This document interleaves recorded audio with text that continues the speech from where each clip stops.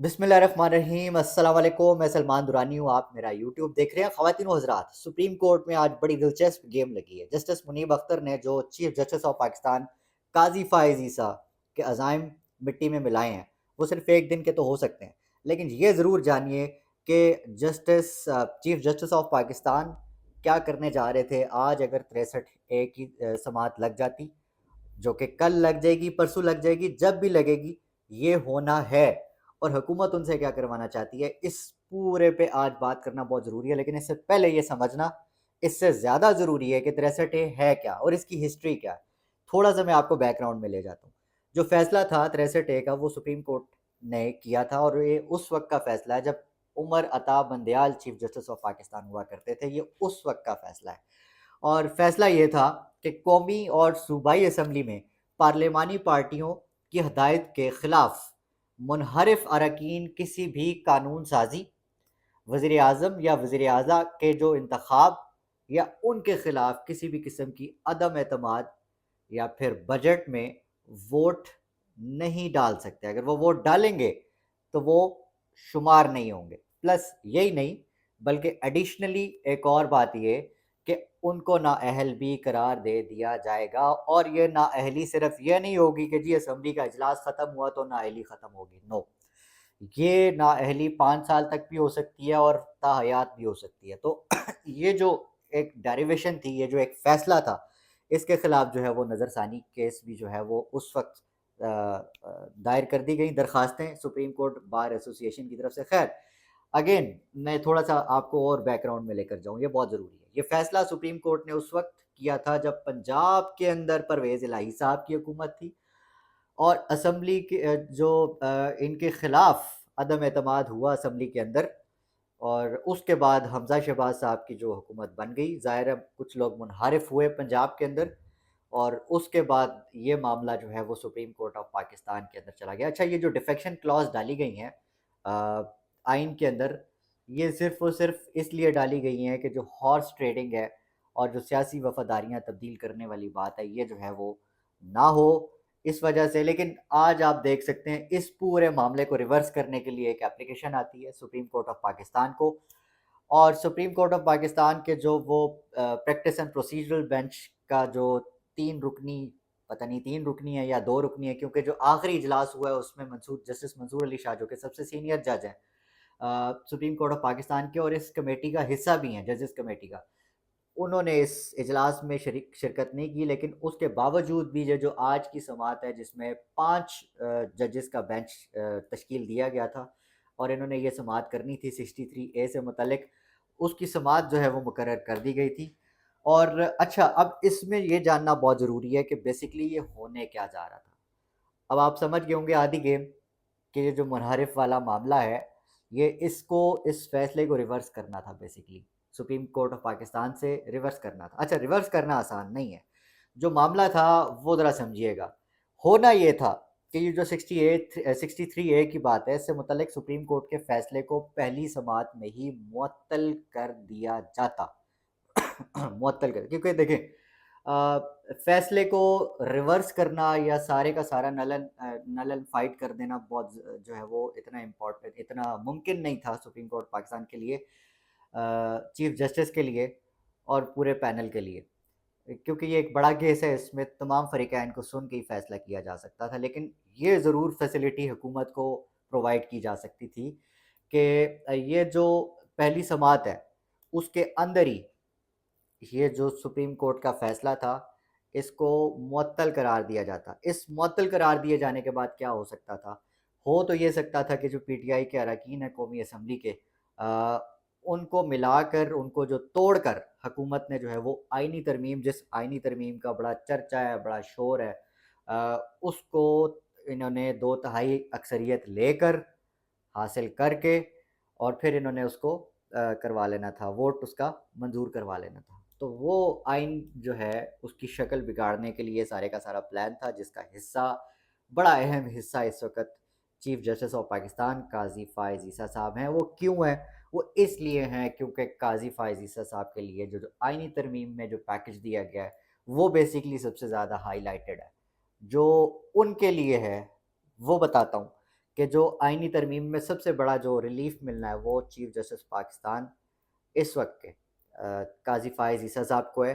نئی آئینی عدالت تشکیل دی جائے گی جس کا جو پہلا چیف جسٹس لگایا جائے گا جو کہ چیف جسٹس آف پاکستان ہوگا. پہلا آئینی عدالت کا چیف وہ قاضی صاحب کے حق میں ووٹ جا رہا ہے کہ جی ان کو بنایا جائے گا اور یہ پھر 3 سال کے ٹینیور کو انجوائے کریں گے آگے مزید. اچھا یہ مجھے نہیں لگتا کہ قاضی صاحب وہ اپنے شاید مفاد کے لیے نہ کر رہے ہوں لیکن وہ بدلے لے رہے ہیں یا شاید اپنی انا کو تسکین پہنچانے کے لیے کیونکہ ماضی میں تلخیاں رہی ہیں. عمران خان کی گورنمنٹ اسٹیبلشمنٹ جس میں جنرل فیض اور جنرل باجوہ شامل تھے جن کی ڈائریکٹ ہدایات ہوتی تھی گورنمنٹ کو, تو اس وقت جو قاضی صاحب کے ساتھ ہوا اور ان کو جو ریفرنس گیا یہ اس کا ابھی تک بدلہ نہیں بھول پا رہے. یہ بھی ممکن ہے یا یہ ممکن ہے کہ ان کے جو سیاسی مفادات کہہ لیں یا پھر سیاسی جو نظریات ہیں جو آئیڈیاز ہیں وہ عمران خان صاحب سے میچ نہیں کرتے اور اب نفرت کی حد تک جو ہے وہ پاکستان تحریک انصاف اور ان کے جو قائد ہیں عمران خان ان کے خلاف کسی بھی حد تک جا سکتے ہیں. یہ سوچے سمجھے بغیر کہ وہ اس وقت جس پوزیشن پر موجود ہیں وہ چیف جسٹس آف پاکستان کا عہدہ ہے اور چیف جسٹس آف پاکستان کا عہدہ یہ آپ سے توقع کرتا ہے کہ آپ پاکستان کے لیے سوچیں, آپ ملک کے لیے سوچیں, آپ اس عہدے پر بیٹھ کر مطلب سمپل سی بات ہے کہ جو منصف ہوتا ہے اس سے یہ توقع کی نہیں کی جا سکتی یا نہیں کی جانی چاہیے کہ وہ بیٹھ کر جو وہ جب کرسی پہ بیٹھے تو آپ کو پتہ چل جائے کہ یہ کیا فیصلہ دے گا. اب قاضی صاحب کرسی پہ بیٹھتے ہیں تو ہمیں اندازہ ہو جاتا ہے جس بینچ کا حصہ یہ ہوں اس بینچ میں پی ٹی آئی سے متعلق کوئی بھی case who P T I کے حق میں آ ہی نہیں سکتا اگر تو وہ بینچ کی جو اکثریت ہے آپ نے دیکھ لیا ماضی میں ہونے والے فیصلے میں جو اکثریت ہے اس کا فیصلہ ایک طرف تھا اور قاضی صاحب اور ان کے جو 3-4 لوگ تھے ان کا فیصلہ ایک طرف تھا, اکثریت میں نہیں تھا.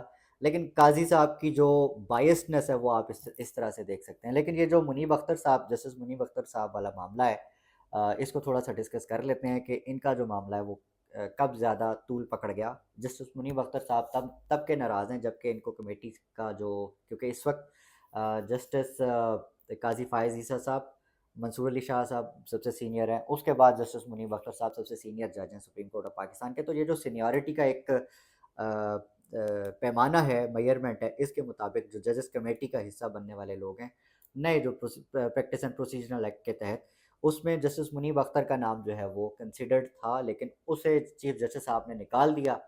معاملہ تب شروع ہوا اور پھر جسٹس منصور علی شاہ نے جب اعتراض کیا خط لکھ کر کے جی آپ نے پہلے تو حکومتی آرڈیننس جو ہے وہ اسے ایکسیپٹ کر کے آپ نے اچھا نہیں کیا اور پھر آپ نے جو جسٹس منیب اختر کا نام نکال کر جو کہ سب سے سینئر جج ہیں آپ نے زیادتی کی ہے. تو اس خط کا جواب میں جو ہے وہ چیف جسٹس آف پاکستان نے جسٹس منیب اختر کے اوپر 10 سے 11 پوائنٹس میں الزامات لگائے کہ ان کا جو کنڈکٹ ہے باقی ججز کے ساتھ سینئر ججز کے ساتھ وہ اچھا نہیں ہے, وہ چھٹیاں بہت زیادہ کرتے ہیں فلاں فلاں فلاں, جو کہ اچھا سب سے بڑی امپورٹنٹ بات کہ جی وہ پریکٹس اینڈ پروسیجرل ایکٹ جو ہے وہ انہوں نے اس پر اعتراض اٹھایا تھا لہٰذا وہ اب اس کمیٹی کا حصہ نہیں بن سکتے. تو یہ وہ تمام چیزیں ہیں جو کہ بچگانہ ہے. ان پوائنٹس پہ جسٹس صاحب نے آرگیو کیا. اس وجہ سے جسٹس منیب اختر نے آج کے اس 5 رکنی بینچ میں اس سماعت سے انکار کیا اور وہ اس بینچ سے اٹھ گئے.